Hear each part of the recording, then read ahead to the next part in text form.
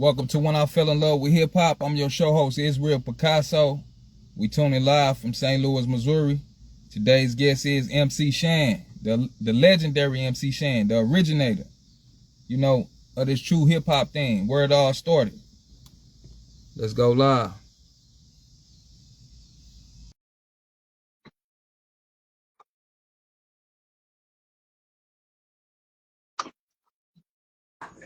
I'm invited and I'm here. Welcome to When I Fell in Love with Hip Hop. I'm your show host, Israel Picasso. We tuning live from St. Louis, Missouri. Can you tell the world who you are for those of my fans that don't know you, who might be in a younger generation? I'm sizzle with a goddamn whistle. You know what I've got. As far as MC Shan, that's my original name, you know what I'm saying? But right now I go by Shizzle with a whistle because I always got a whistle in my hand and I'm always drinking. What the fuck? You can do that when you can do what I do. For sure. Okay, so with that being said, can you tell the world, how was it for you growing up in Queens, New York? What type of things did you experience? Everything that every other person out here experienced living in the ghetto. It was no different. It wasn't like Queensbridge was a glorified place. None of that. It was just as ghetto as every other place. And a black man, you had to make your way.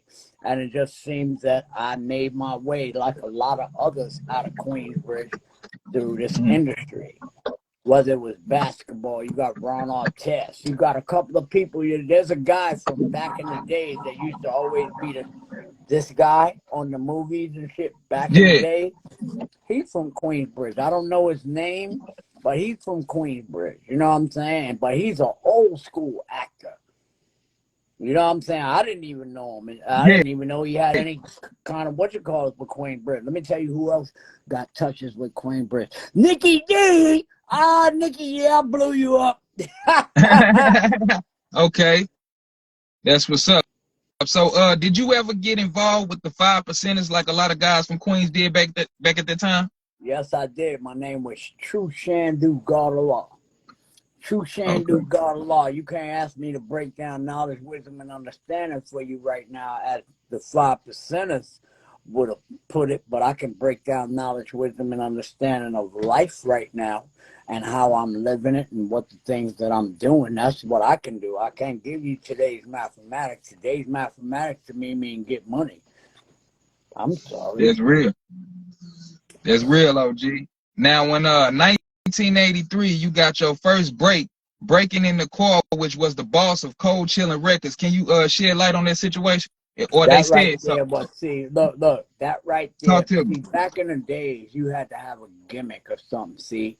And I really did that, but we added and incorporated. I never fucking stole Tyrone's window.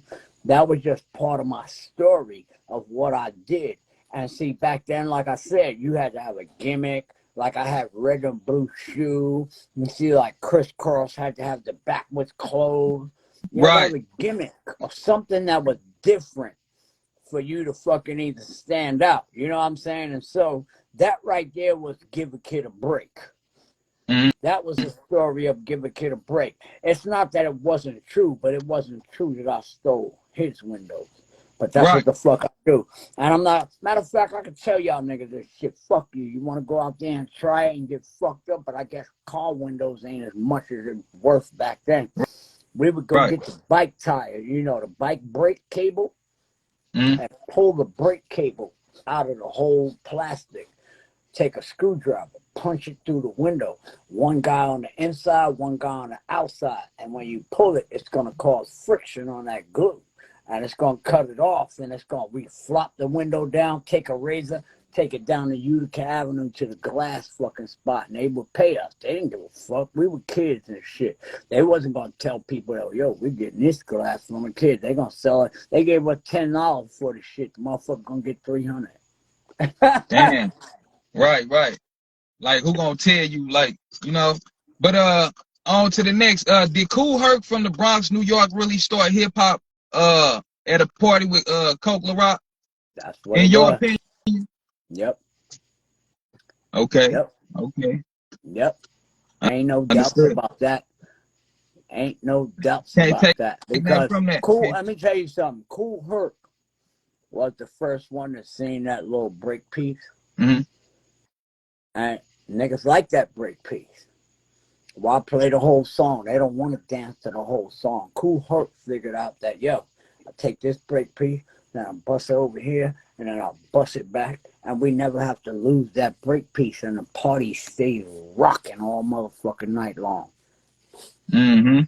Kool Herc is that motherfucker, yo. I don't give a fuck. You cannot take it from him. Nobody can dispute it. I don't care. Whether you want to, you can dispute whether this came from West Bronx or South Bronx. Right. My recollection says that hip hop came from the West Bronx, not the South Bronx. But that's just my reading and what you call it, and my understanding of what happened in this hip hop game.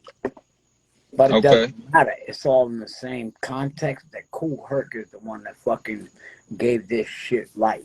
Period. Right. Right.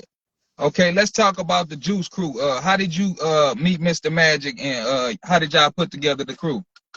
All right, so I was Shantae's protege.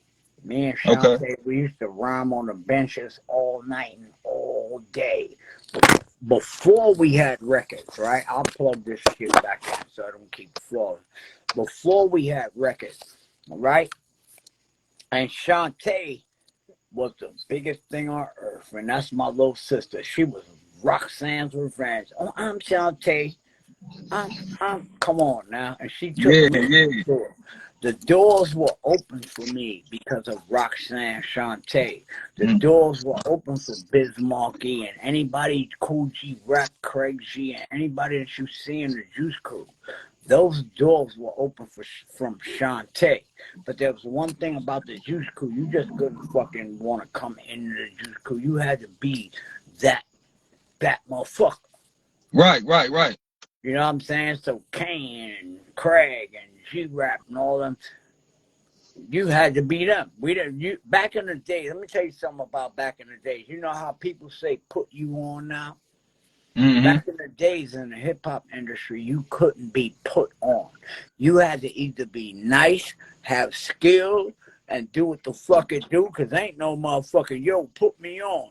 Then came the era of you put your man on a song with you, and the world would start thinking, what's up, Great Cloud? The world would start thinking that that's the new guy. Right. You know when this shit came. You know what this shit is. What up, Dunn? What up, Dunn? I see you.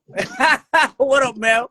Look, you know, when motherfuckers was doing that shit, but in the end of the day, it's like you had to be real and you had to have fucking skills. There was no put me on. See, y'all niggas nowadays, all that put me on shit. Y'all niggas are some lazy ass, bum ass, no talent ass motherfuckers. Yeah, I said it, nigga. Fuck you. You got a problem with me? And you a rap nigga? Say my name in your motherfucking record, nigga. Don't fucking sneak diss me. Right. All I'm saying, I want to take this shit back to the days. Y'all niggas talk about Uncle Shamby talking all this shit. Yeah, I talk all that shit. Now, nigga, let's see if you got the nuts to talk all that shit. Put my motherfucking name in your record. I will roast your motherfucking ass. Right. I will never get motherfucking fucked over. I would say the name, but I would never get fucked over like that. You got me fucked up, my nigga. So say my name in 2023. I don't fuck with this rap fucking game and shit. Say my motherfucking name if you want. And look, I'm not trying to connect the dots to say that you're talking about me. I don't want to sit there and do the work, bitch. Right. I don't want to do the work, bitch. Say, motherfucking MC Shan, you suck. And here's the thing. I'm going to let you go first. You say what you got to say first. And see, a lot of y'all niggas don't know that that's the motherfucking old school battle plan game trick, nigga. You let your man say something first. I ain't gonna fucking say nothing about you. Say some shit about me. Right. I'm gonna take your whole motherfucking catalog and I'm gonna twist that shit in your face because I'm a real nigga. You wanna know why? Because in the beginning, when you looked at hardcore, you saw my face. And forever in history will that book bear my place. You can fall prey, but the trick is not to panic and sink. I spit rhymes. You thought it took more than one man to think. The glittering gloss is about the glory and fame. Wear your vest, but it won't protect your chest. If you don't know my game, one center ring, one battle royal. I'm blazing MCs and I won't even get my fucking chancleta soil. The only thing that you got locked down, like I said, you better stay calm, because I on mine with warhead through the years. My flows have been known to blow gristle, tomahawk missiles so harmonious that the words make the wind whistle. I'm coming from beyond with a mental state of affliction, and my misguided dialect will leave your pussy ass in a state of affliction, pain, and constantly my diction reign when I pull. So if any of y'all pussy niggas want war, just say my motherfucking name like I'm some fuck ass old school nigga, and watch out blaze the shit out you with no problem. Yeah. Okay. So look, OG, we gonna get to the bridge. What was your mind state when you wrote the record, and did Marley Marl already had a beat ready? Nope. I'm gonna tell you how that record came about. This is true history. When we used to come back from tour, I mean, from ghetto niggas, we used to go places that motherfucking, you know what I'm saying? That motherfuckers never thought they would be. And so when we would come back, we would go sit there in River Park and smoke a blunt, well, fucking smoke a joint, because blunts wasn't out then. We would sit there and smoke a joint and just look at this whole fucking city that was ours. And couldn't believe that we fucking went to St. Louis. We went to this. We went to this. Now, my story about St. Louis, right? Yeah, let's hear that, OG. I was out in St. Louis just hanging out. I got family that lives in Florence, right? Right. And I've never fucking had an experience with Scarface, Willie D, and fucking Bushwick Bill. When I was out in motherfucking St. Louis just hanging out, just so happened the club that I went to that night, these niggas was playing. And I never met Scarface, I never met Bushwick, I never met Willie D. And motherfucking for them to run into MC Shan in the middle of St. Louis, in the middle of some club that nobody don't know about, that shit was the greatest for me. Yeah. And that solidified my relationship with Willie D. Bushwick Bill was my nigga, because Bushwick Bill was more wild like me. Yeah. So Bushwick was my nigga. You know what I'm saying? But Willie D and Scarface, they were more subtle. But that shit right there was like the ultimate, nigga. I'm out in St. Louis. I ain't even out here doing no hip-hop MC Shan shit. I actually had hammer pants on when I went to that show. Right. Right. And I ain't ashamed to say that, because a lot of people don't understand that fucking MC Hammer nigga. You can say what the fuck you want about that motherfucker. He wasn't this. That nigga was the motherfucker nigga. That was the first nigga I ever seen take a whole fucking plane full of niggas for his show. So you can say what the fuck you want about Hammer. All that shit. I do not give a fuck. Hammer was that nigga. Yeah. Shout out MC Hammer. So like I said, what was your mind state at when you made the bridge though? My mindset when I made the bridge was, it was for our projects. We didn't fucking think. The bridge was a cassette tape for 2 years before any of you ever heard it. You want to know why? Because me and Marley Marl didn't think that the rest of the world wanted to hear about our motherfucking projects. We thought that, fuck that. So that shit was a cassette tape running around Queensbridge for 2 years before any of you ever heard it. And then when it came out, it was like, something that the world never heard before. Produced by the super fucking producer Marley fucking Marl. The first nigga in history to ever take a sample. And I witnessed it. And so I feel glorified. All y'all niggas sampling shit now. Let me tell you something. If it wasn't for that motherfucker Marley Marl figuring out what to fucking do with that. I ain't never seen a nigga fuck with that shit before. And it wasn't nothing like we look at our MPs nowadays. Molly had a box, right? Right. It had like 5 fucking faders on it. I don't know what that was. Now that I know, it was the threshold, when to clip the sample and shit like that. But that shit was triggered. It wasn't, excuse me, it wasn't a hit a button and it go. You hit that button and it triggered that machine, and then it put it onto the tape. Mm. And so big shout to Marley Marl. Nobody likes to give him just fucking credit. Oh yeah, shout out Marley Marl. What? Let me say this after you. Whatever the fuck y'all niggas is doing in hip hop with all this sampling and fucking fools right now. You want to know why y'all are fucking fools? Because y'all are not getting the money. Because you're fucking steady buying motherfucking MIDI packs from the fucking dudes over here. That's not the way it works. So now you're still giving them your money and acting like they're giving you something when they're giving you nothing. When you could go in your fucking basement or fucking on your YouTube and find a sample that you want, instead of buying all these motherfucking MIDI packs and all this bullshit, you niggas are still getting robbed. Because that MIDI pack they sold you, they stole that shit to 100 other motherfuckers. And so that little chord section that you fucking just sampled, there's another nigga gonna use that same chord motherfucking progression, okay? Mm-hmm. And so you're not gonna be fucking any special producer. You're just gonna be a nigga that just takes these fucking MIDI loops that they send you, and that's it. You're never gonna be shit. I'm telling you this shit to your fucking face. If you don't like it, too bad. Fuck you. You know Straight how up. Uncle do. Straight up. I'm the uncle you don't want to invite to the fucking motherfucking yes, barbecue. sir. I tell everybody what the fuck it is. So any of you niggas that's out here buying this MIDI pack bullshit and you ain't trying to figure out that you could put a fucking loop in your shit and splice that shit up and make your own shit, you're a fucking dickhead. I'm not gonna act like I didn't look. Hey. I'm not gonna act like I didn't buy a MIDI pack from fucking Unisom. I bought that shit. Why? Right. Just to see what the fuck these son of a bitches was offering you stupid motherfuckers. Right, and I looked at it and said, damn, Shan, you a stupid motherfucker for buying this dumb shit, nigga. You watched the first sample ever took it. Why you fucking with these fuck niggas?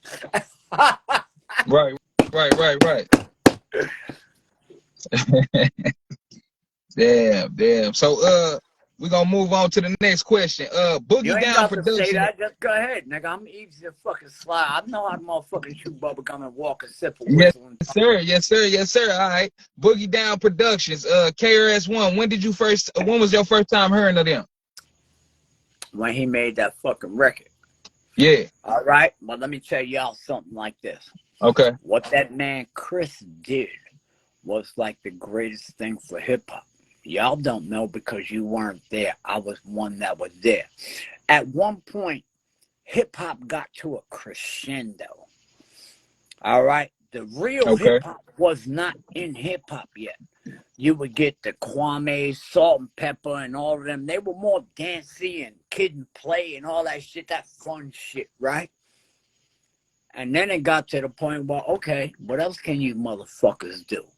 And that nigga Chris came with that motherfucking, the bridge is over, the bridge is over, the bridge is over. And I love that nigga for that shit. I would never change that. But what Chris did was he injected the true form of hip-hop into this motherfucking record company, fucking popular music, pop music. He injected the real shit. And so I had to fucking come and say, yo, fuck that. Kill that noise. Why didn't I make another record behind Chris? Because that's what I was explaining to you. All you niggas is pop-up producers, right? Yeah. All you niggas go to fucking, I got a MIDI chord. Back then, you couldn't do that. You had to have a producer. And when I went to Marley and I said, yo, Marley, these niggas is talking shit. What the fuck? Well, what Molly said was, yo, I don't want to get them no more props and shit like that. I'm like, nigga, too late. They got props, motherfucker. But since my producer, if it was 2023, I could have went on my computer, made my own beat like you fuck niggas do. Right, so he didn't want you to respond at all. Right, but because it was a business decision. I had a battle with LL Cool J called Beat Bite, right? Because he we're gonna talk about that too. Let's get to the. Go ahead, let's go. I'm gonna go with your question. Go ahead. All right, it was said that Boogie Down Productions went up to the Mr. Magic's radio station and he turned them down. Is that really how this all started? That really happened. That's why Chris said Shan's garbage, because Magic, yo, and I could tell you this. The song was called Success is the Word. What's up, Terry? I see you. Success is the Word. It's Chris's first record, right? I want all of you to go back and listen to it, right? And when you listen to Success is the Word, you will see that Chris does not rhyme like he rhymes right now. The bridge is over is a direct fucking ripoff from me. Right. And if you stop something, you know what I'm saying? Mm-hmm. All of those fucking low crescendos. You know what I'm saying? Yeah. You better all talk about your whack poom because he alone and get dropped. But now look at that. That's the way the bridge was. Right. You love to hear the story again and again. And again. Yeah. And so, but that's the way it was back then. And I wouldn't change it. And I'm not trying to take anything away. What was your reaction though? What was your reaction when you first heard that though? When you first heard that nigga, I'm about to bust his motherfucking ass. Straight up. Just like I tell y'all niggas, I just put some shit up on Instagram, my nigga. Any of you niggas want smoke with Unc? Bring that shit, my nigga. But don't sneak diss me, because I don't play that sneak diss shit. Say motherfucking MC Shan and say what you gotta say, right? But I'm gonna let you go first. And you don't understand that that's an old school battle tactic. Nigga, I'll let you go first just to see what the fuck you got, you bitch ass nigga. And now that I see what you got, let me motherfucking show you what the motherfucking shizzle is made of. Because like I said, while we was on this Instagram pop, I put something up on my Instagram that told these niggas, nigga, fuck that. You could never fuck with me, you little young pussy ass nigga. Say my name. It's 2023. I will roast your ass. I'm not a nigga that can get ethered by none of you niggas. I couldn't give a fuck. The author of Ether couldn't ether me. Okay. So look. Hold up. That's no disrespect. Okay, go ahead. No, go ahead, OG. Is as a rap nigga, fuck out of here, nigga. Y'all niggas don't know me. You don't know nothing. And I know somebody's gonna fucking pick that little up and they go, ugh. But you ain't got to worry, because when I get to Yankee Stadium tomorrow, I'm gonna tell my little young protege the same thing. Because he knows me, and he knows I've been talking shit on the internet, but I'm going to go see him and squash the shit. But at the same time, I also have to let my motherfucking... Yeah. So say OG. That came behind me. Yeah. Never get eaten, not by you, not anybody else. And for me to say this right here on the motherfucking internet, nigga, I'm telling you. Yeah. None of you niggas could eat to me. Go ahead. Yeah. So how did it make you feel when others said that you might have had lost the battle because you didn't respond? See, that's the new era. That's the new era. Because I could say that I fucking beat up on LL. When I made Beat Biter, he didn't respond. But you don't hear me talking about, oh, I took out LL because he never responded to me on Beat Biter. And we know Beat Biter is an actual thing. Back in the days, you couldn't steal a nigga's rhymes. You couldn't steal a nigga's beat. You couldn't steal shit. And so in the end of the day, when LL made Rock the Bell, that was nothing but a recreation of Molly Scratch. not due to his fault, because he was trapped in the same fucking position I was. Nigga, you had to do what the producer said. Rick Rubin said, fuck that, you've been on tour with Shan, and that Molly Scratch beat is it, and we're going to take it for Rock the Bells. So all of you motherfucking DJs, what I want you to do right now is I want you to go pull up Rock the Bells, and I want you to pull up Molly Scratch, and you will see that Rock the Bells is a totally direct ripoff of beats, not rhymes. But like I said, when we came from, nigga, you didn't steal beats. You didn't say nothing that sounded like another man. You didn't do none of that shit. Right. And so when he did that shit, that was a Rick Rubin thing. And so what I said was, what the fuck did I say on that shit? It's directed to my man LL Cool J. Your brand new jam sure does sound sweet. You rock the bells, but you stole my beat. And hold on, but all that shows is the gladiator, the lyrical gladiators that we were back then. It's not back to Uncle L. And Uncle L, I love Uncle L. Shout out LL Cool J. Look, Uncle L, that shit that I got Beyond the Mic and shit, there's a thing up on YouTube called Beyond the Mic. Y'all go look at MC Shan Beyond the Mic. Do you know that motherfucking LL sent the motherfucking film crew to my house for a fucking weekend because they couldn't believe that this nigga is so crazy? Damn. I'm telling you, go on. I'm gonna go pick that up. Beyond the Mic, MC Shan. That's a Rock the Bells production. When nobody else was fucking with Shan, when nobody else was fucking bothering with me, Uncle L. And so by me saying what I'm saying, don't think that I'm disrespecting him. Oh, that yeah. No. He sent the film crew to my house from Friday to Sunday. Damn. Just Well, and now nigga. that he did with me, there's no narrator. I tell the story myself, and I think that that was fucking genius of Uncle L. So was it more? Go ahead. I was just gonna say, was it the reason why you really had a problem with him? Was it because of the Kango and the gold ropes, or was it more to it than that? We stole that from the B-boy. Right. Because so you weren't really tripping off of that. But that is the reason why you started wearing your different color shoes and shit too, right? Because I ain't want to be chased by the police, motherfucker. Chase that nigga because the fucking suspect didn't have on 2 different color shoes. That's why I wore 2 shoes. Fuck that. But as far as you saying with L, now go back because I drank too much. What was the shit you just said? No, I was saying, was it the Kango and the gold ropes? You know what I'm saying? I got it. Yeah. Don't worry about it. See, check this out. LL and myself. See, before LL, right? There was groups, Run DMC, this, that, and the third. LL was like the first fucking soulless ass nigga to come out and fucking stomp niggas. All right? Okay. Yeah, I come behind LL. I'm a soloist. Now, before us, what we had was Grandmaster Flash. We had fucking Theater 4. And we had niggas that dressed in shit that we wasn't going to dress in. I love you, Mel. You my father.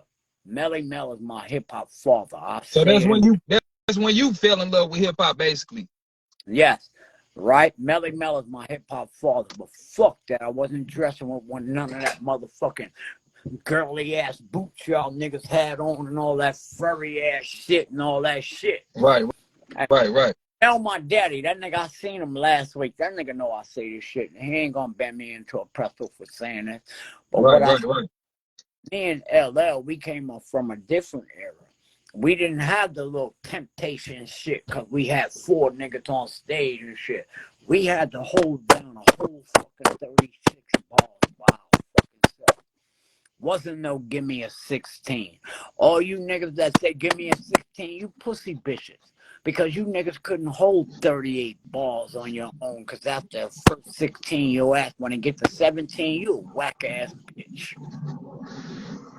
Yeah. So motherfuckers like me and LL, we was holding 48 motherfucking bars on our own, but we were going to dress like our predecessors. And so what me and LL did, we borrowed our style from the B-boys. If you look at us, you see us with the Kangos, you see us with the sweatsuits, you see us with the Adidas, Troops, whatever the fuck we was wearing.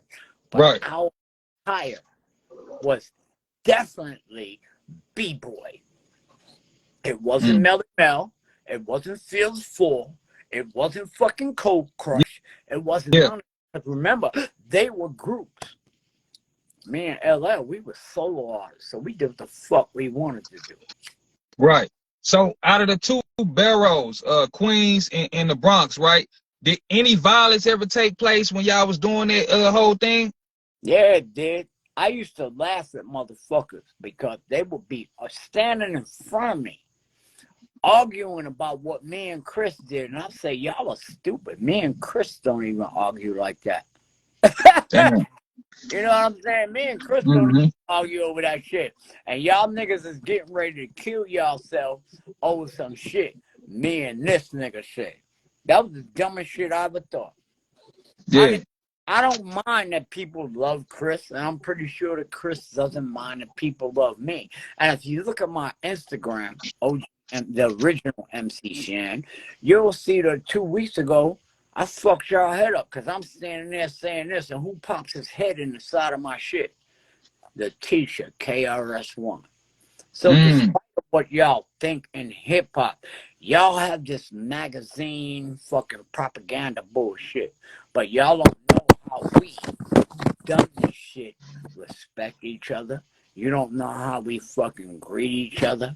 All that shit. Niggas is gonna try and make some shit up about that shit that I did with Nas this weekend. Right? But you know what? Nas ain't look at that shit like no fucked up shit. All he looked at that shit like, yo, that's that nigga Shan. That nigga been that way from the beginning. And when you know a nigga, see, a lot of the fans don't know me. But Nas knows me.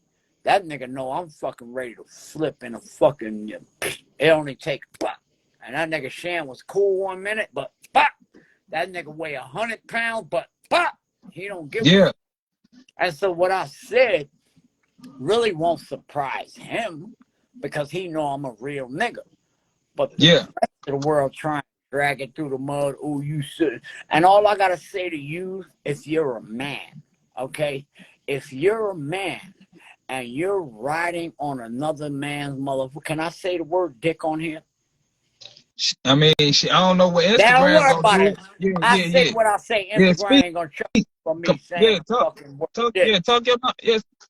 shit. If you're a man and you're riding on another man's dick and gonna tell me you can't say nothing about him and you can't say nothing about him because he's got money and he does this, you might as well be their girlfriend, you little bitch ass nigga. Right. You're a bitch ass nigga, straight the fuck up, because you ain't never gonna see me big up no another man and make him feel. And you telling me some shit, you bigging up another nigga, making him bigger than you. So right there, you telling me that shit make me look at you like a pussy, straight the fuck up. I have no respect for you. I don't give a fuck what you saying. I may acknowledge that shit and let you know that you're a pussy. And since you riding on another nigga's dick because he got a Rolex and he got this, you might as well be his girlfriend, bitch. That ain't no real nigga shit.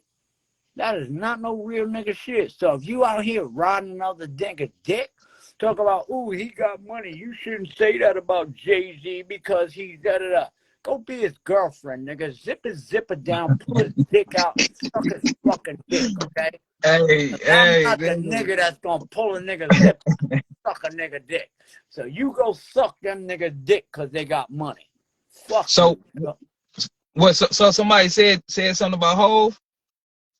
No, I just had to prove. General, When you say shit, right, you gotta prove it. I said that Hov stole my style.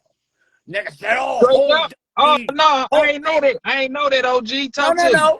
But if you go back to that fucking record that him and Ludacris and Nas did, and the motherfucker say hip hop was set out in the dark, so and so and so, we hiding from the knocks. we know that's a Queensbridge motherfucking lyric. You know what I'm saying? That's not me. But if I say that to try and just tell niggas that, yo, look, I'm not just a bum. Jay-Z took my cadence. And then when I showed it, motherfucker said, yo, nigga, well, you bring receipts and shit because the record is called I Do It For Hip Hop. It's a ludicrous record, right? And I couldn't remember it. I couldn't remember it. And so when somebody sent it to me, I put it up. I said, this is my verse. You love to hear, oh, no. Hip hop was set out in the dark. And then I said, here's Hov. He said, hip hop was set out in the dark. So-and-so and so-and-so, hiding from the knocks. But if you was to play them shits back to back like I did on my shit, you would see that I'm not lying, but motherfuckers want to be on niggas' dicks and say, oh, Jay-Z didn't need from nothing. Now I'm going to tell you how Nelly stole my shit, right? That's one of the questions I had in the, that's one of the other questions I had. Let's talk about it. Go ahead. Right now. Nelly, right? Y'all know that shit? Boy, why'd you get your grill that way? Right. That's left me lonely. Girl, why'd you have to leave me that way? I love you to this day. What? Damn. Listen to it, my nigga. I put it up on my motherfucking shit. Damn, I ain't never trip off of that, OG. Huh? That's crazy. I ain't never trip off of that. But that's what the fuck it is. That nigga did that shit. You know what I'm saying? And you can hear it. Boy, how'd you get your grill that way? That's left me lonely all day. If I say that, oh, Nelly don't need shit from you, then that's what they said. But then when I put up the comparisons of the two niggas, said that's an obvious ripoff. Right. But the record companies don't give a fuck about black artists like us. You want to know why? Because in order now, if they didn't give me my props, but if I wanted to sue for those props, you know what they fucking depend on and bank on? You as a broke-ass hip-hop artist cannot motherfucking sustain litigation.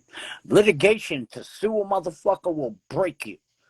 So I'm not trying to sue Nelly. I'm not trying to sue Jay for all that shit. Them niggas got more money than I could fucking got, nigga. Them niggas could break me in litigation. Just trying to go and say, and that's what these record companies fucking thrive off of. They think, fuck that. Oh, we know that so-and-so lyric, but he can't fuck with us in any kind of courtroom because he don't have enough money. You're a broke-ass hip-hop nigga anyway. And so that's how they fucking fuck with you, my nigga. Don't fucking look at me like I'm a fuck nigga because I say. You know what I'm saying? Don't fuck with me because I say the shit that I say. I'm fucking trying to teach y'all some shit. Because with this 50th of hip-hop anniversary, right, you see how they erasing motherfuckers. There's niggas that should be included in that shit. And that's not due to the niggas. Is that why you said something about Nas, though? I mean, is that why you spoke about Nas? Listen, that is one of the reasons why I spoke about Nas, but it was very different. It wasn't because I wasn't getting no money. I got my own money. I don't give a fuck. I don't beg nobody for shit. What fucked with me most now, don't look at me as a person. Feel my soul, my nigga. Okay. Feel my soul. A man that fucking gets on a lot of shit and bigs me up. He does Colbert. He says this. He says, he even fucking quoted my fucking verse on Colbert. You fucked up, but I didn't fuck with you about that. But now, what happened was that I'm thinking, look, I'm a hoodlum. I'm not a thug. Hoodlums, we think different and we're loyal. So what I'm in my mind, I'm thinking like, hold up. You talk all this about me. But then when you got this big-ass show that your company, but see, he didn't know nothing about that shit because he doesn't handle the booking for his company. He don't handle the fucking merchandise for his company. That's why you hire people to do that. So he didn't know what the fuck it was. But everybody coming to me, the dick-riding niggas, like I said, ooh, that's Nas' company. That's Nas' company. So what happened with me was, I said, hold on. If that's Nas's company and he says that he fucks with me, I shouldn't have to beg to get on a 50th anniversary at Yankee Stadium. But now, peep this. I'm going to be there tomorrow. But guess what? Fucking, what you call it, didn't pay me. None of them niggas paid me. Hip-hop is important to me. And I'm not a broke-ass motherfucker like y'all niggas think. So guess what? I bought my own ticket, nigga. I got my own place to stay. Yeah. I'm coming. And I ain't getting a fucking dime for it. Now, how you feel about Shizzle now? I don't need Nas's money. I don't need no one's money because I'm a man. I stand on my own 2 feet and I make my own way. I don't beg no nigga for no shit. I'm not begging for no money for no show. Like I said, Charlie Mack and Chill Will, them niggas is my mans, right? I did the Atlantic City 50th for hip hop and I just did DJ Cassidy. Certain people can't call me and ask me to do a show because they already know Shan doing his shit. And this nigga gonna cuss you out. You bring him that amount of money. Well, my nigga Charlie Mack called me and said, yo, Shan, I need you on the show. Wasn't no question. Yeah. I'll be there, Charlie Mack. You know what I did with Charlie Mack's money?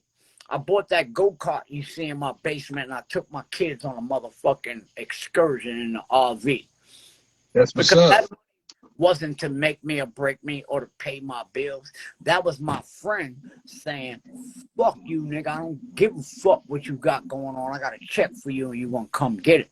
The same with Chill Will. When it came for me to go to that fucking thing with DJ Cassidy, nobody couldn't call me about that shit. And when Chill Will called me, he offered me a number. I said, yo, Chill Will, you got to go back to them niggas because that shit that you fucking offering me, nigga, that ain't going to even sustain my lifestyle. And what I love about your friends, when you got friends, Chill Will heard me. He hung up the phone and he came back to me. And I didn't put a whole lot more money on it. I just wanted to see what the fuck they was going to do because I don't need their money. And Chill Will got back to me and said, Shan, you're coming, motherfucker. We put that money on your shit. We sent you your half for whatever the fuck, nigga. Book your flight. Book your flight. Mm-hmm. And that's what it was. I don't feel that motherfucking I should have had to say anything about that shit. Especially, but I said, me being a businessman, knowing what I just told you, that he doesn't control everything that his businesses do. He puts people in places that he knows are capable of doing his job so he can continue to motherfucking be great. And everybody says that I'm fucking jealous of Nas. How can Hold up, how can I fucking be jealous of Nas when Nas did what the fuck he's supposed to? You're supposed to come behind your predecessor and fucking accomplish more than he ever did. And so I'm mad at him. What the fuck? You think I'm jealous? Nigga, I got money. I do what the fuck I do. Money ain't my fucking greatest thing. I don't give a fuck about money, nigga. I will dress like a bum. I fucking on pants. Look at my pants, nigga. Look at this shit. My shit's got holes in them. I don't give a fuck on both knees. This is how I dress every day. I put these shit on today, but I guarantee you if I didn't have that shit tomorrow, materials don't mean shit. Just for 4 days. Why? Because I work. And I want to tell y'all all something. A jewel that a rich nigga, not none of these hip-hop niggas, because they don't have the same jewel. I want to tell you what a rich nigga told me. Rich nigga told me, he said, yo, Shan, you know why I'm rich? He said, because I'll do some shit that you won't do. He said, I'll eat ramen motherfucking noodles all week. See my pants? He said, Shan, I'll wear fucking ripped up pants just like this all motherfucking week. Who the fuck am I impressing? Fuck you. I got more money than you. Why do I have to dress up? And so I took that. Like, hold on. You right. He told me straight up, I'll do things that you niggas wouldn't do. Because you want to look fly. You want to fucking go out and have a steak dinner when you can't afford it. Well, when he couldn't afford motherfucking steak dinner, guess what he ate? Ramen noodles. The nigga rich as a bitch right now. The nigga own more properties. The nigga got like 7 car lots, fucking 90 houses, all that shit. So why would I not listen to him? What, you want me to listen to y'all niggas and go buy a fucking beautiful watch? That doesn't make me look any better. You're a broke nigga. So why the not you, but you're a broke nigga. Yeah, look, you're a broke nigga. Why the fuck do I want to come around you with a fucking Rolex for, nigga? Now I came around you with a Rolex looking fly like a motherfucker, but I ain't got a dime in my pocket. And now I come around you with my Rolex thinking you my mans and them. Next thing you know, y'all niggas got me like this, motherfucker. Get all that shit up. Get that shit up. That's because you want to keep fucking around and making money and going back to your hood. Fuck your hood. If them niggas ain't made it out the hood, fuck them. Who give a fuck? Fuck you, nigga. I'm not coming back, bitch.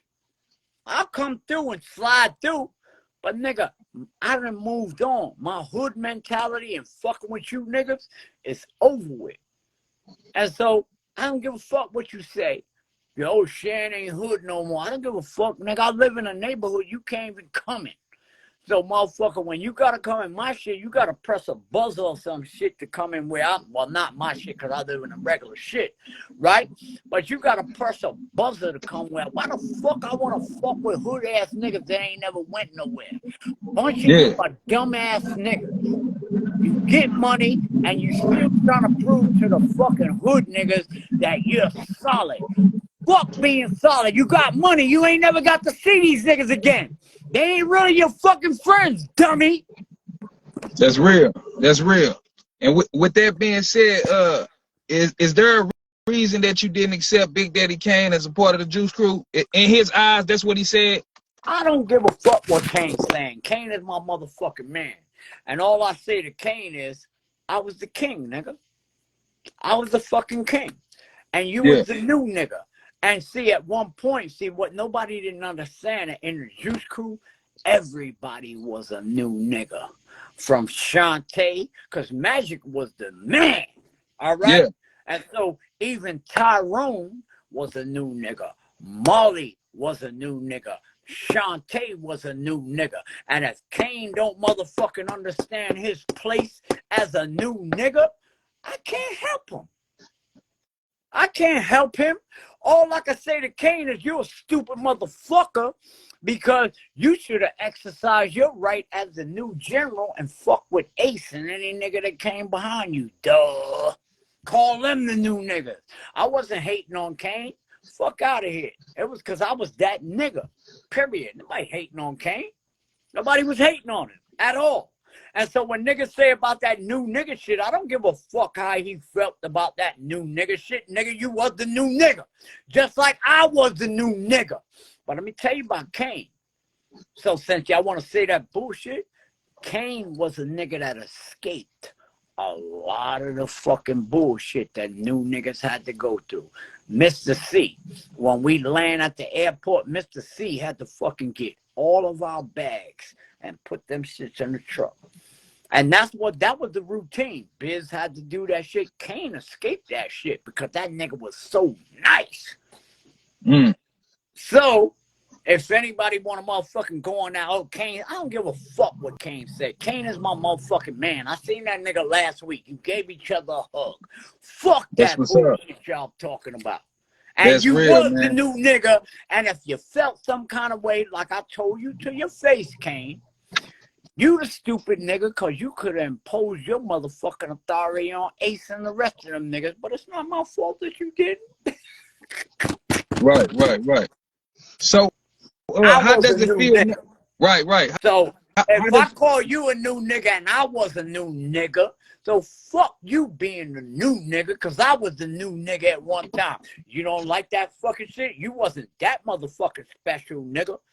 You still had to be a new nigga, even if I had to call it to you, nigga. You got away with carrying bags from the motherfucking plane, fucking, what you call it, because you was that nice, but fucking, you ain't gonna escape that new nigga shit. Shut the fuck up.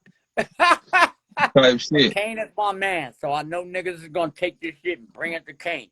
Kane, you know I don't give a fuck about what I just said.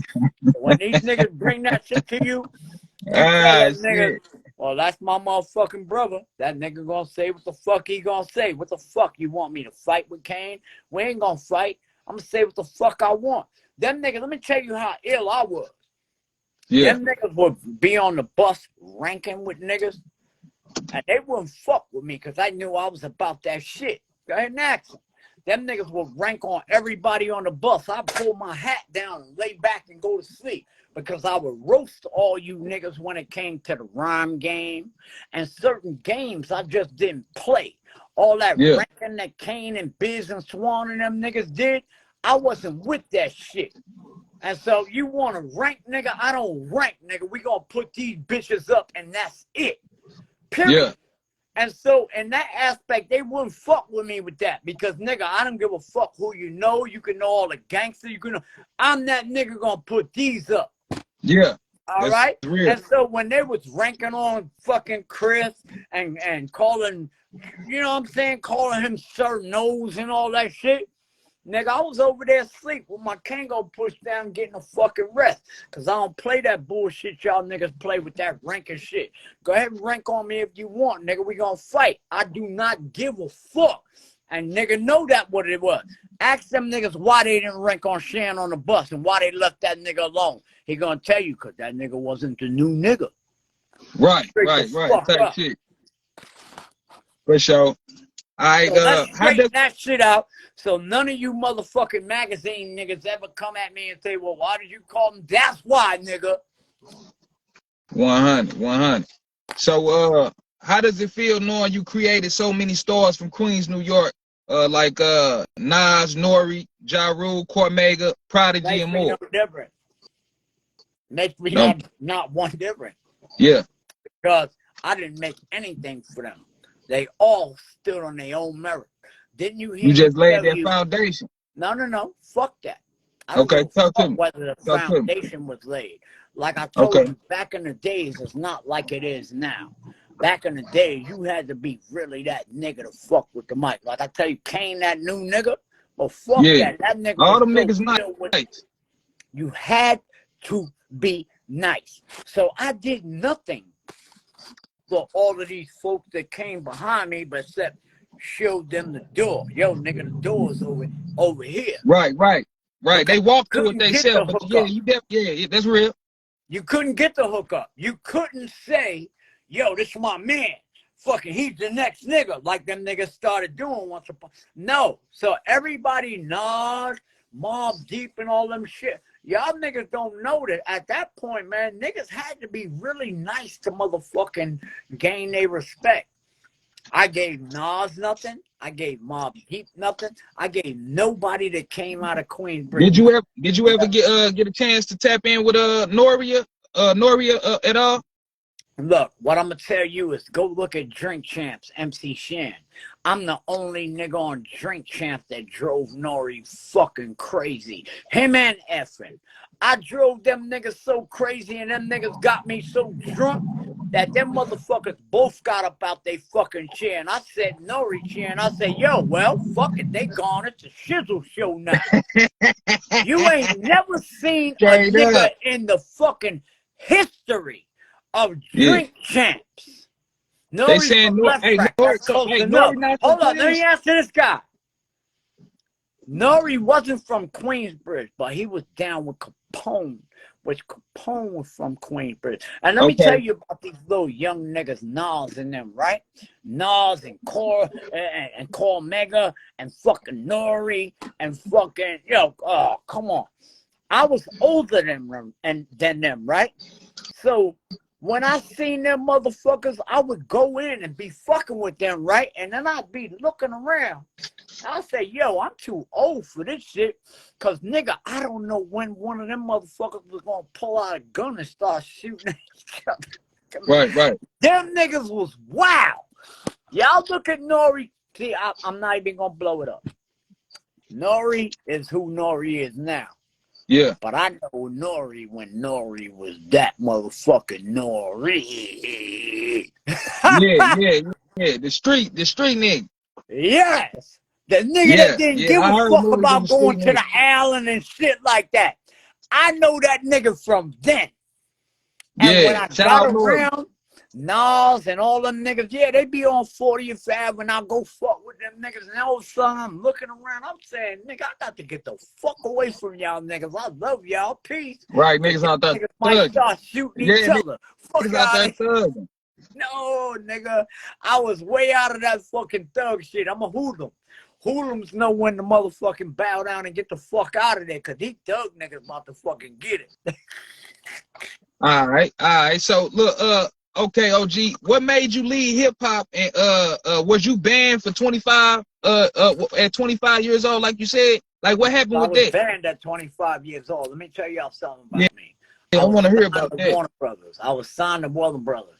Okay. I was supposed to be the Fresh Prince of Bel-Air. Now look, if you look at my thing, let me show you how I can prove it, right?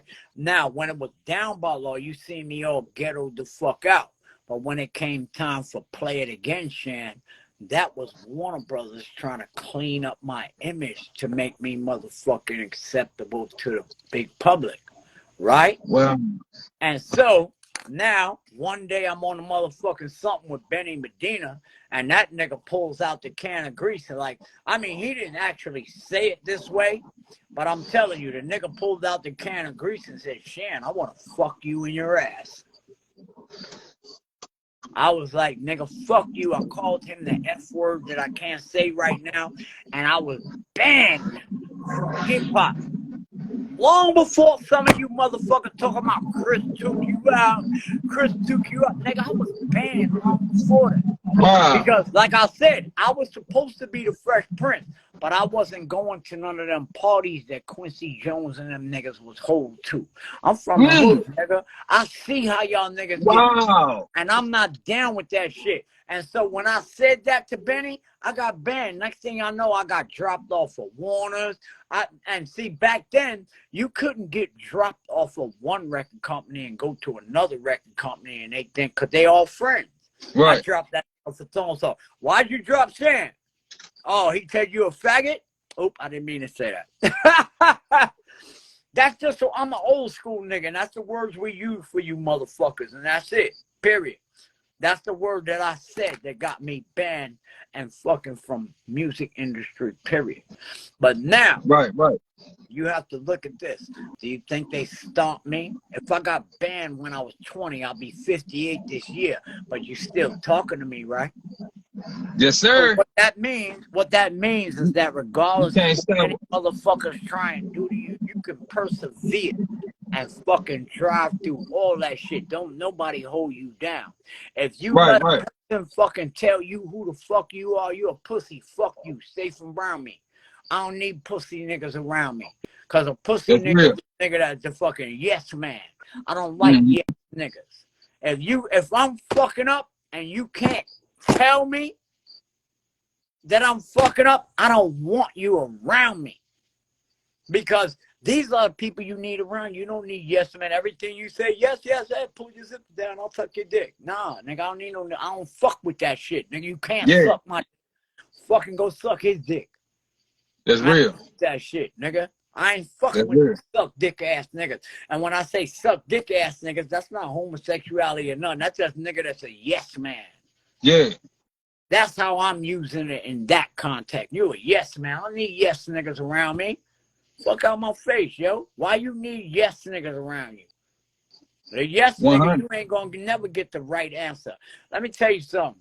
When people say I be talking shit and all that shit, every motherfucker that I might say something about, every motherfucking thing that's subject, these motherfuckers look at me like, yo, fuck that. This is the kind of friend that I need.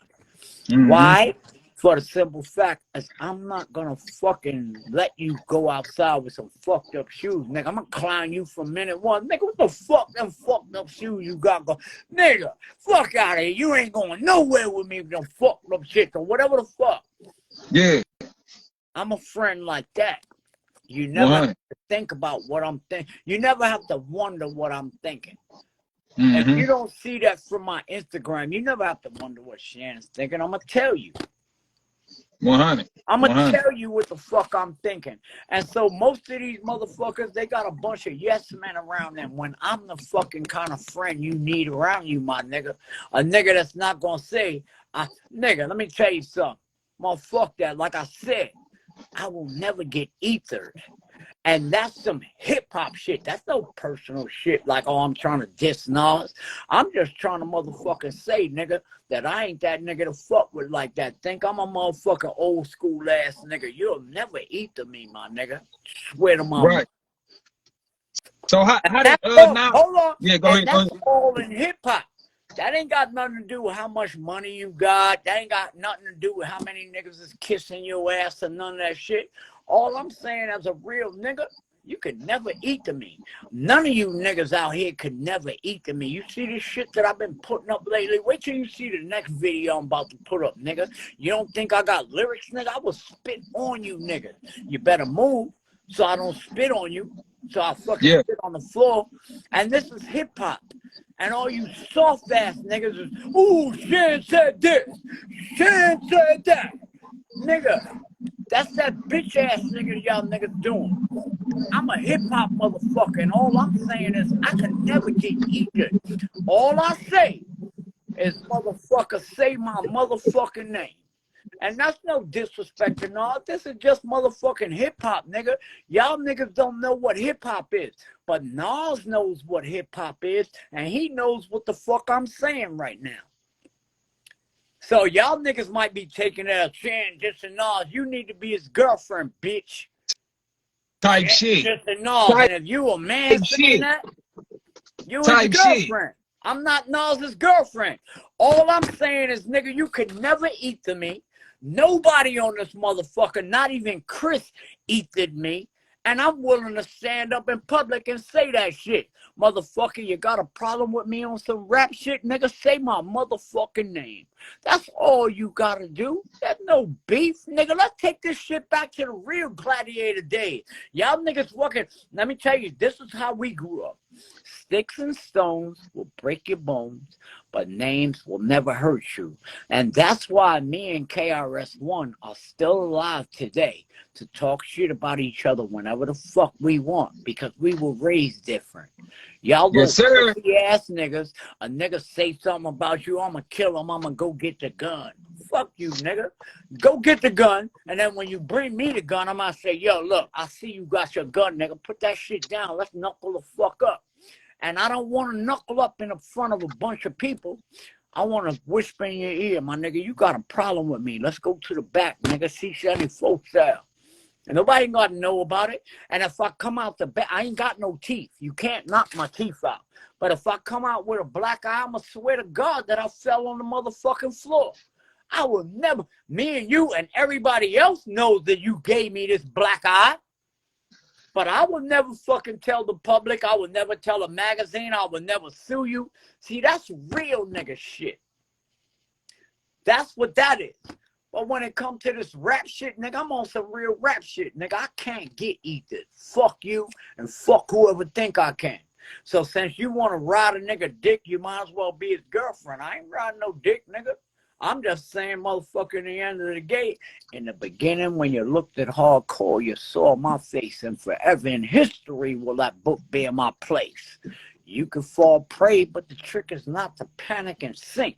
I spit rhymes. You thought it took more than one man to think. All right? I'm going to leave it at that, nigga. So how did Nas get you to come back to hip hop, man? In 2001. Nas didn't get me to come back to shit. Stop giving another motherfuckers credit on my life, nigga. 100. What happened in OG? Nothing. Let me know what happened. Motherfucker, want to know what happened? Motherfuckers thought that I needed motherfucking what's the name of the company? They thought that I needed that money to go to that show, nigga. Let me tell all y'all niggas something. I don't need a nigga to pay me for shit. I paid my own motherfucking ticket to New York. My face card gonna get me in that bitch.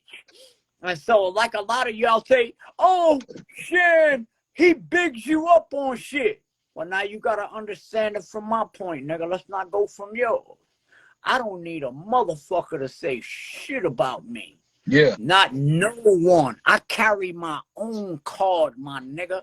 I don't need him or nobody else to say anything about me.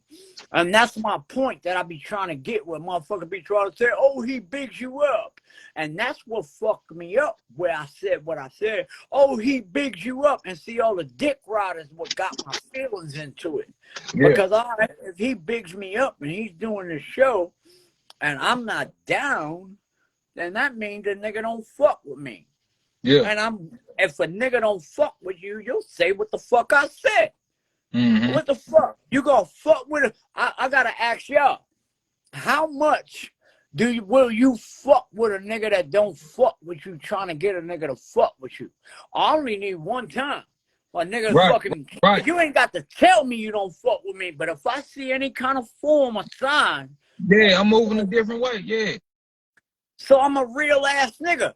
And so in the end of the day, motherfucker, if you don't fuck with me, why the fuck would I be worried about what the fuck I say? You don't fuck with me anyway.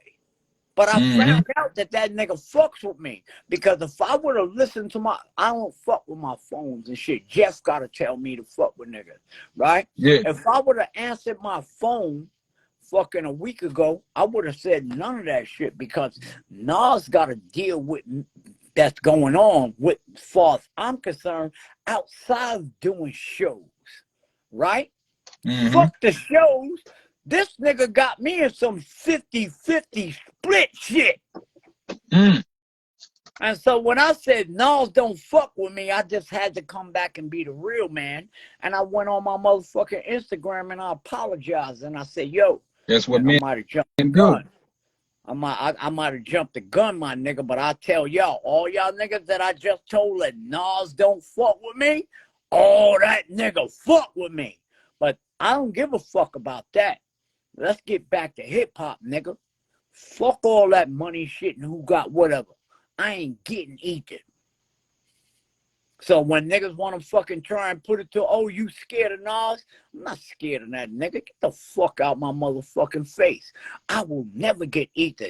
I will spank that nigga like we used to do back in the day. I will spank Nas, nigga. And I'm saying this shit in public because I'm just that ill as a fucking lyricist, my nigga, that I don't think that nigga's doper than me. And that's hip-hop. That's hip-hop. Any nigga, let me tell you something. I'm going to show you, if you're a fuck nigga in hip-hop, right? If you look at Nas and you look at any motherfucker in this hip-hop game and you think they better than you, you're not living in the spirit of hip-hop. The spirit of hip-hop was braggadocious. The spirit of hip-hop was talking shit. The spirit of hip-hop was motherfucking ain't no nigga better than me. I'll sit here and tell you KRS1 ain't better than me. You might have your opinion, but in my opinion, fuck that. Nigga, that nigga ain't better than me. And any motherfucker in this rap game.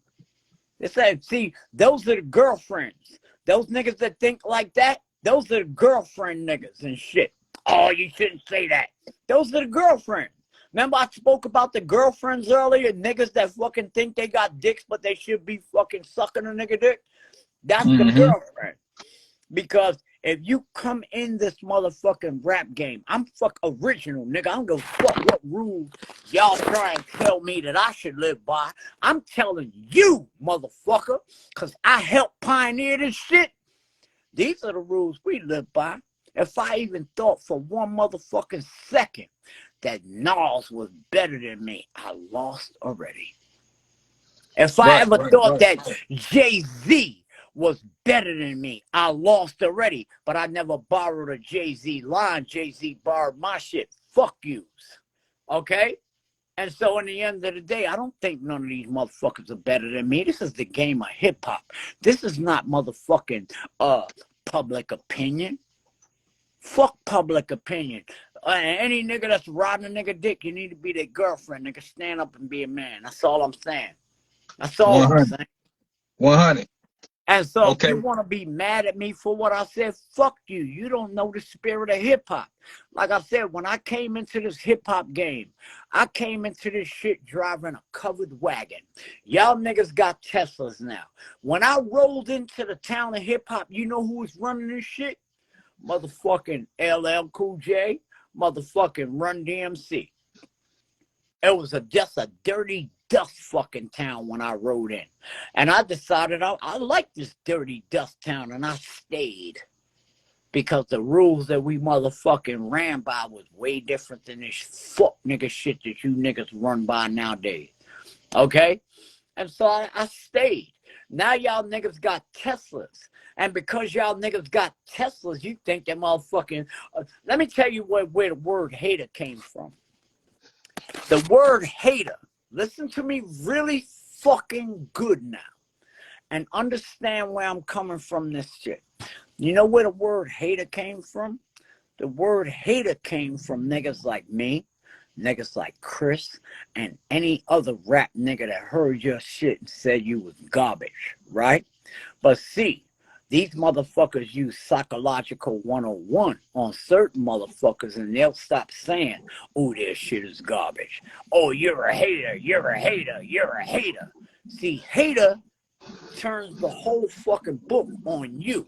I'm not gonna let a nigga turn the mirror on me and make me think because his shit is whack, I should feel some kind of way. And that's what the word hater does. And that shit was made for niggas like me, KRS1, and every other battle rap ass motherfucker out here. Why? Because you'd make a fuck ass nigga record and we'd be the first niggas to talk about you. And then you got the public on that hater shit, so that me or Chris ever made a record about your fucking ass, you done got the world thinking that we're hating on your bum ass. So you're looking at a motherfucker that the word hater was made for. And now understand the psychological shit about that word hater. You don't like a nigga shit, right? And they tell you you're a hater. What they did was turn the mirror on you. Now you're looking at yourself saying, damn, I'm a hater, I'm a sucker. Nigga, I ain't no fuck your mirror, nigga. I'm gonna break that shit and get 7 years bad fucking luck. Fuck you, nigga. And if you come any close, I'm gonna pick up one of these glass shards and shit. I'm gonna cut your ass to the white meat, nigga. So do what the fuck you do. Right. Get over there. Straight like that. So, next question. Who are some of the artists or entertainers you can say doing a good job of keeping hip-hop alive? I don't listen to hip-hop, nigga. I don't give a fuck who it is. I don't listen to it. 100. All right? Want to know why I don't listen to it? Because I have to search too hard to find the good shit. While I've got other things to do that's going to prosper for me and make me money and feed my kids, I don't have to. I know there's plenty of good music out there. I'm going to tell you why you don't hear the good music. Because the industry has used this fucking game. And I'm going to bring you back to some shit. Y'all remember back in the days, we used to use this hip-hop to uplift us and get us out the hood and get motherfuckers with a good mind. I don't care. I was the biggest fucking drug addict in America. I could fucking say it. I ain't gonna say who else was down because that's not my stick. But I'm a hold that, right? I was the biggest drug addict in the world. And when I got on a record, I would say, James, stop this crazy thing.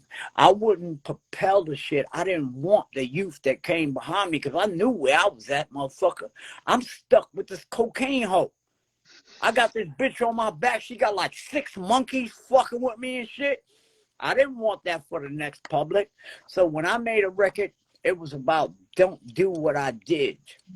Be better than me.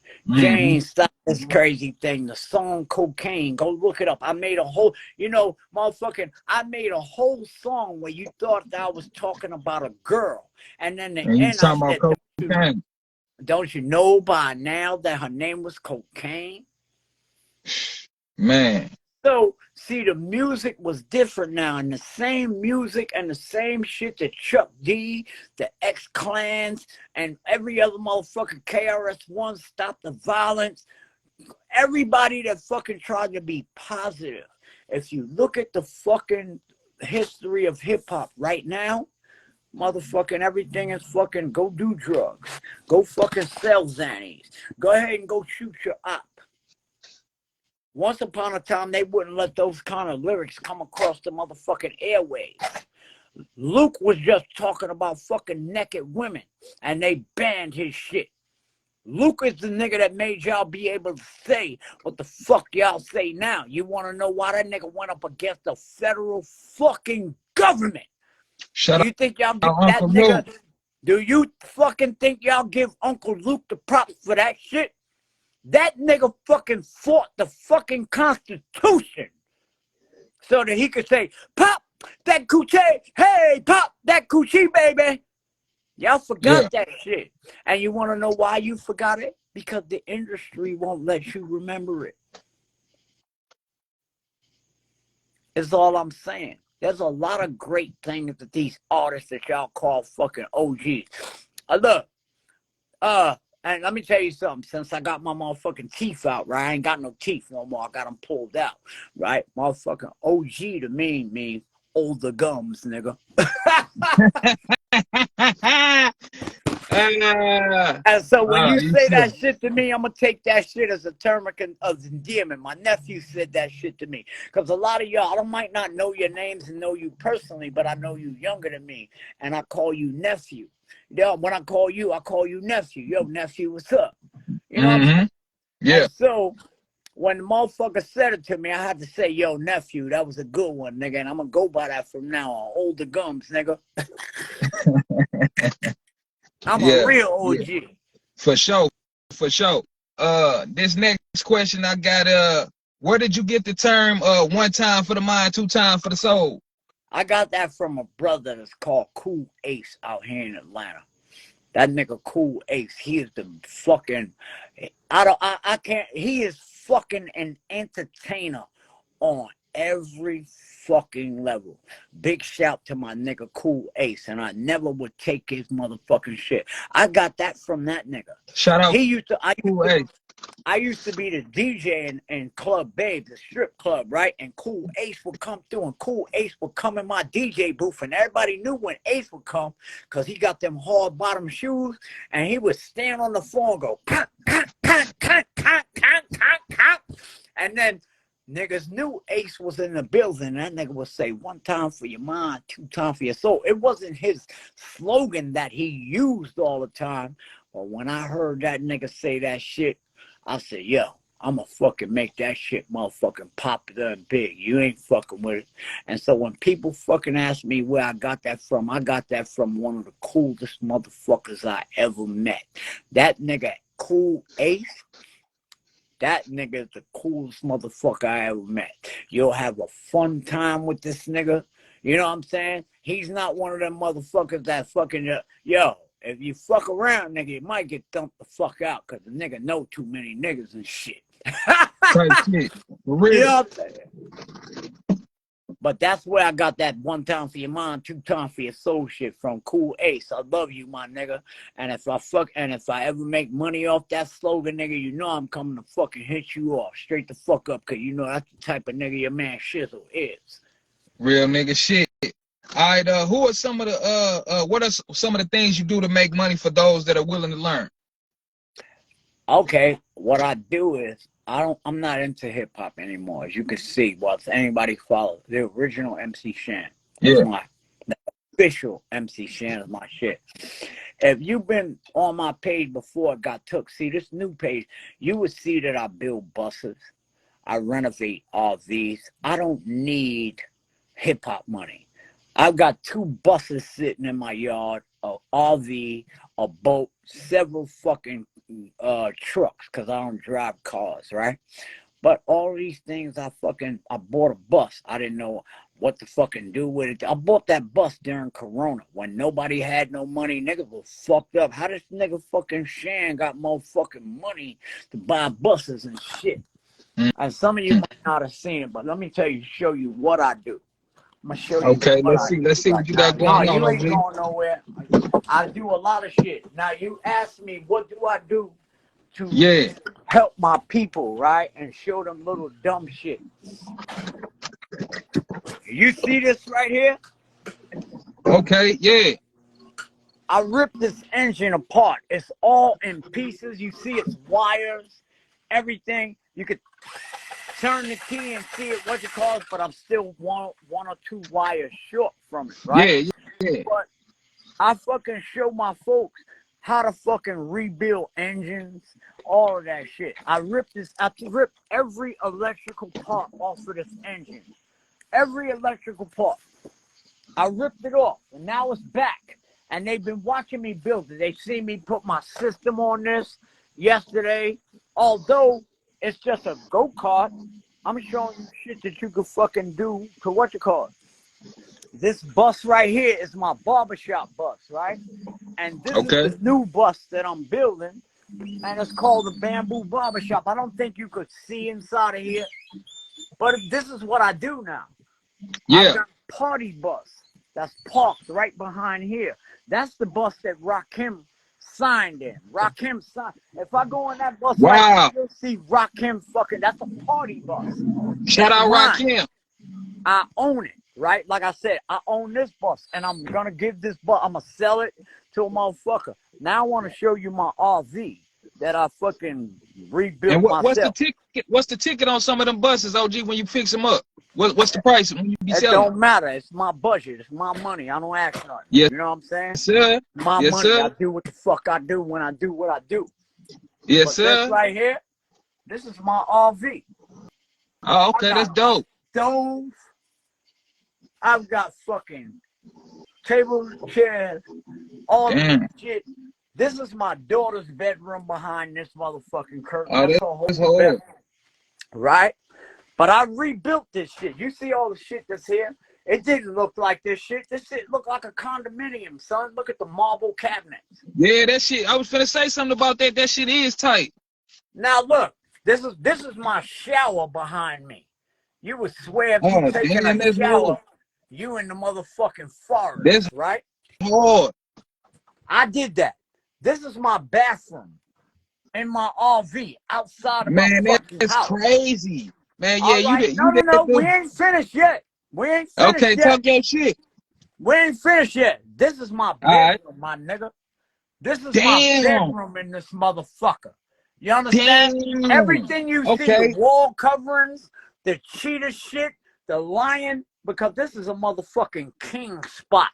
Yeah. So I put the cheetah shit because that's for my girls, something. But nigga, just know this is a lion spot. Even in the bathroom, you see the rug, that shit is lying on the floor, nigga. It's a man cave. Damn. Okay. But this is outside of my house. Yeah. See what I'm saying? But if you look at that. I got a TV right here. Flatty on the wall. Okay. I got a TV in the front for my children. Okay. Another flatty on the bitch. I drive this bitch from right here. This is not, you know, I drive this fucker. You see my driver's seat, right? Yeah, that's dope, man. That's dope as hell. Let me turn the light on. I'm gonna turn the light on. I see it. I definitely see it. You see, I drive this bitch. They got my driver wheel. Yeah. I drive this bitch. We go on fucking trips in this motherfucker. And so this is what I say for anybody that likes to fucking judge me and say, Shan, you broke, all that shit. Now you have to look at me and say, well, damn, do I have at least half the shit this nigga got? This nigga got 2 buses on his yard. That nigga got fucking some shit outside. Man, yeah, that shit crazy. House. That shit crazy, OD. You know what I'm saying? Yeah. And so this is not bragging, but this is what I teach people. When I do these things, I show you from minute one. Damn, you got artwork on the top of the ceiling? Is that artwork and shit? Look, let me say, when you look at the ceiling, damn, when I lay in my motherfucking bed, that's water. Yeah, that's tight, like man. The ocean. And so when I wake the fuck up, it looks like the ocean, but guess what? I also got LEDs that wrap. Man, that's crazy. No, that ain't all. That ain't all. Because underneath the bed, right? If I want to get fucking sexy with a chick, you see under the bed, it got blue lights all around. Man, let me check. That's crazy, man. But see, that's not to brag. What that is to say, this is what I teach you. I built this shit, and I build it in your face. So yes, that you don't, and I'm a dumb MC. I'm a dumbass rapper, right? And so if I can do this, I want you to put inside and hip-hop is about teaching the youth. That's what it's about. Teaching. Thank you. And that's what my whole shit is about. If I'm a dumbass motherfucker and I can build a bus that I never knew, I've been entertaining y'all for how many years? So when did I have the time to learn how to build buses and shit like that? We were all born with that skill. And so you need to dig deeper within yourself. And if you don't know it, go to Google, motherfucker. That's real. Like I said, look at that shit. Man, that's crazy. Motherfuckers, you know how much one of these motherfuckers costs. I'm here. It's not a motherfucking. I bought that shit for $600. Fucked up. $600. And rebuilt everything. No, look, when I got it, it was riding and everything. Nothing was wrong with it. But me, I can't leave things the way that it is. Look, I done put rims on that bitch. That shit got rims on that motherfucker. Oh damn, okay. Turn that shit around. Let me do this. I done flipped this shit so hard. I got rims on that hoe. Man, that's crazy. That shit got rims on that bitch. Let me turn that light on. You see the rim? Yeah, I see it. That shit got rims on that motherfucker. It got a fucking sound system on that bitch. I done put speakers up on this hoe. The whole That's crazy. Of this shit. I changed out the shocks on it, put new tires. And that's just to say that I did it in front of people's faces. You see all these wires? I still have to put it together to make it start. All the wires are hanging down there. And I've been taping it, right? And so whatever you see me do, I teach at the same time. And if you don't fucking get it, you know what I'm saying? And I can't make you do it, but if that's something that you desire, and I bring you to a certain point, you're gonna go a little bit further with it and learn. Yes, and sir. That's what the fuck I do.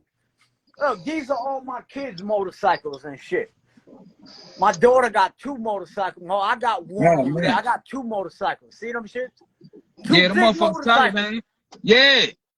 I got motherfucker. My daughter got a motorcycle here. My daughter got a quad there. My 4-year-old got a quad here. My 5-year-old got a quad there. So anybody that fucking say, you know what I'm saying? I don't use my money for me. Like what is they talking about? I don't even know what they talking about, huh? Look, but see, what I'm saying, I'm teaching again right now. Yeah. See, I use my spoils to make my family happy. Yeah. I don't need a gold watch. As you should, though. As you should. Because you know the material shit only lasts. The material shit only got value to you know, you make it value. You give it its value. You know, that shit don't mean shit. What we doing right now, it means a lot. This shit means. Nephew, listen to me. Talk to me. All right? Talk to me. Here's what it is. Come on. You know what I'm teaching my kids? What's that? I'm teaching them that this is all the shit that they should have. This shit is normal. If they don't have an RV, if they don't have a fucking boat, if they don't have 3 cars in the yard and a go-kart, they living less than they supposed to. And so I don't give a fuck about the watch. I don't give a fuck about the Lamborghini. I could get one. Them shits is on payments, motherfucker. All right? How many niggas got their Lambo repossessed? And wasted $1 million. I'm not going to waste that $1 million. I'm going to fucking just not. My watch is a fucking fit watch. That shit ain't got no gold in it or nothing, but I love it because it tells me how healthy I am, how many steps I took a day, you know? And so I don't wear all that dumb shit. My jewelry, when I go to my shows and shit, that's when the fuck I bring that shit. And that shit ain't even real. You know what I'm saying? I'll bring my motherfucking dookie-ass rope. That shit ain't real. You know what that is? That's just a fucking reminiscer for people who are of my age that motherfucking remember when niggas had dookie ropes. I don't have to fucking have a big-ass fucking 50-gram chain on my neck to feel like something. I don't give a fuck. What makes me more happy, if you look at my fucking Instagram, you'll see me taking my kids on trips in that RV. Nigga, I done been on 3 vacations this summer already in that RV. And I'm going to tell you something else about that RV, right? where most black people like to go out and ball and all that shit. You got to get into a certain class before you know that there's money to be saved, right? You'll go out and go to the fucking beach and you'll be there for a weekend, maybe a week, right? And you're going to spend 5 racks. Put all the pictures of your Mai Tais and your margaritas on the motherfucking Instagram to show like you're doing something, right? Let me show you something how to do it. When I pull up to motherfucking Panama City or any motherfucking fly beach that you want to go to that you spending $2,000 in a hotel, I spend $250 for the whole week in an RV park. And they give me electric, they give me water. Now, all the money that I saved on the hotels, what do? I go and rent a fucking golf cart. That was before I got my cart downstairs. I would go rent a golf cart that might cost me $1,000 to keep it for the fucking week. But I don't give a fuck because it's on my credit card. I'll pay that shit over the winter. Mm-hmm. All right, but now you think about how much I spent. Maybe, oh yeah, Shane spent $1,000 for a golf cart because that means we had to get from the RV park to all the other shit we wanted to do. Right. But you spent $5,000 and couldn't go nowhere but from your hotel room down to the beach, up to your hotel room, down to the pool. But I'm all over Panama City for cheap. And so sometimes you have to, I never knew about that shit. And there's certain things they're not going to tell us. When you move into a certain class where you think a lot of people, oh, motherfucking Shan, you out there, you the only black man on a motherfucking RV park with all them white people. Let me tell you something. When you do certain things, you're treated a certain way. Fuck the fact that I'm a nigga. That nigga drove in this motherfucker in an RV. So guess what? He's down with us. All right? But now, if you're a nigger, and I'm being plain with it, if you're a nigger and you're just walking through the RV park, oh, you're going to be suspicious because they don't look at you as like equal as them. And so sometimes you have to step out of your comfort zone. Let me tell you something. A lot of people say something about motherfucking rednecks and all that shit. I'm going to tell you, I've been parked next to motherfuckers that got Confederate flags on their fucking car. I know these niggas, when they go home, they straight clan. Them motherfuckers the nicest they're going to be to my children. The nicest they're going to be to me. If I didn't have a water hose, this fucking clan nigga with the fucking double X fucking Confederate flag gonna give me the motherfucking hose I need, right? Because I'm in a certain class. He'll never go home and tell his friends that I was parked next to the coolest nigga that you ever would want to meet, because that would fuck him up. But he knows that I made an impression for our people. Mm-hmm. That they never dealt with a nigga before, but when they dealt with this nigga in their place of fucking motivation, RV parks, that nigga right there was good in the motherfucker. So I done changed somebody. Yeah. And that's my whole thing, nigga. You just got to get out of your shit. Get out of your fucking, oh, you need to be there with more niggas. Matter of fact, soon as y'all niggas start coming to the RV park, I'm going to find something else to do because y'all seem to fuck everything up. Oh, for real. For real, man. That's all I'm saying. Straight up. So, we got like 2 more questions before we get out of here. You got any merch or sponsors you want to represent? Look, I want you to represent jnice_21. That's one of my sponsors that makes all of my, the bridge was never over stuff. And I've got Up Top Apparel. Okay.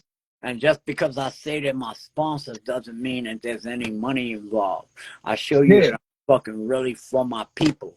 I wear their things and I boost it up because they're willing to give me free merchandise, right? Mm-hmm. And And why would I say that? Didn't I just tell you I'm not a nigga to go buy clothes? So any motherfucker that gives me clothes to buy and give me enough to wear that our motherfucking ain't got to fucking keep on looking for other shit, them the motherfuckers I fuck with, right? And so they send me the shirts, and if I fucking call them and say, yo, I need a 50th for hip-hop shirt, I'm getting ready to go so-and-so, I got it. So sometimes sponsorship doesn't always consist of money. It's about fucking helping your fellow man. And if I could be in a position that I am, that there's a lot of people that ask me, where do I get that shirt from? Yo, go to jayz, go to Up Top Apparel. I send them right to my people. I'm not greedy. I'm not a fucker. I mean, if you look at my Instagram, you would swear I'm a fucked up nigga. But in the end of the day, my whole fucking aura and the way I move is way different, right? And why you see what the fuck you see, why? Most motherfuckers don't know how to take me. You don't know whether you meet me, whether this nigga gonna be cool, whether this nigga gonna be off the rim or whatever. And that's my greatest gift. Those that think I'm gonna be off the rim, you stay away from me. You don't even bother me. I'm telling you, I'm a psychological motherfucker. And niggas that know that I'm approachable, they approach me. But those niggas that think I'm a fuck nigga, they stay far away from me. Why? Because they know I'm a fuck nigga just like them. Type shit. Now I got this last question. It's from a fan. The question is, do you still talk to Snow from the record you did? All the time. Okay. All the time. Let me tell you something about that man Snow. That man Snow, you might look at him as a white Irishman. I trust that motherfucker with my life more than I trust some niggas I grew up with. Me and this man has been in many bar brawls.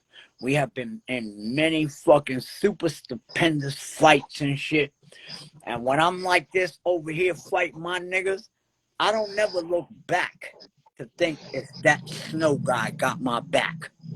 Yeah. I never ever had to think about that. Me and him have been through a lot of shit. The main thing why I respect Snow, and most people won't admit this shit, I'm gonna admit it because I'm that motherfucker. That motherfucker stole food to feed my fucking family. When I was getting, look at this, the transition of me producing Snow and being MC Shan, that was around the time when I got kicked out of the fucking record business for calling Benny Medina, whatever, right? But the universe puts things in your place that need to be there. So I ran into Snow. And so at the time I ran into Snow, he was fucked up. I was doing fucked up. That nigga was on charges in Canada. He was getting ready to go to jail. We had like fucking a month or 3, 4, 5 months to get his album done. Let's say tonight was the night that he had to finish his album. We planned it up to that because he got on a fucking plane to go to Canada in the morning. Like I'm getting on a plane in the morning. That motherfucker went home to go to jail. Damn. Right? While that motherfucker's sitting in jail, I know, keep your hand on your thing. Look, while that nigga's sitting in jail, right? The TV comes on in the rec room. And what's playing? Informer! That motherfucker was in jail, and he was the biggest thing around the fucking world. He went to jail in a fucking bus or whatever the fuck. That nigga came out in a limousine. Damn. No, that motherfucker stole food to feed my family, and there's no shame in that. Shout out Snow, man. That's a real man. That's a real man. If you ask me, did I speak to him? Or did I don't have to speak to him for fucking 4 years, 5 years. The man Snow did the fucking Drink Champ shit. If anybody wants to check it out, go to Drink Champs. MC Shan and Drink Champs. Me and Snow did that together. I don't care if I didn't see him for 5 years. It's like we never fucking missed a moment. I know his mother is my mother. When I call his mother, I say, Mom. I call his mother on the phone. I don't call her by her name. I say, Mom, how you been, baby? What's going on? His little sister Ashley, that's my motherfucking little sister too. You know what I'm saying? Right. His whole, I lived up in Canada with Snow and my family. Dig what I'm saying? That's how ill it is, yo. And while I was up in Canada living with them motherfucker, we was recording a brand new album for Japan. Wow. Wow. That nobody in the U.S. ever fucking heard. Damn. That's crazy. So before we get out of here, you got anything you want to say before we get out of here, OG? All I want to say to the motherfucking folks is be true to your fucking self. Don't let no motherfucking other man fucking give you worth. Don't let anything they say about you. Look at me. I'm fucking get badgered every day on Instagram. Do I look like I got any confidence lost? Fuck what people say about you. Who cares? They don't know you. They don't know your goals. And 99% of the time, if they think that way about you, they ain't for you. All right? So you leave these people alone. Steer clear of it. Keep the positive energy around you. Fuck trying to impress people, because the people you trying to impress is just as broke. So all that fucking running around with all the fly clothes, nigga, how much money you got in your pocket? You look good, but you can't afford shit. So keep your motherfucking self grounded, level, and the whole nine. And that's it. One time for your mind, two time for your soul. Ain't nothing standing between you and success but every opportunity. And it's time to go get it. Because if you don't, motherfucker, I'm going to get it. And you just lost out. 100. And this is another episode of When I Fell in Love with Hip Hop. I will be uploading this to YouTube. So if y'all want to watch it, go back and watch it. Go to youtube.com. Type in When I Fell in Love with Hip Hop. Hit the like button. Subscribe. I'm your host, Israel Picasso. We out of here. Peace. Peace.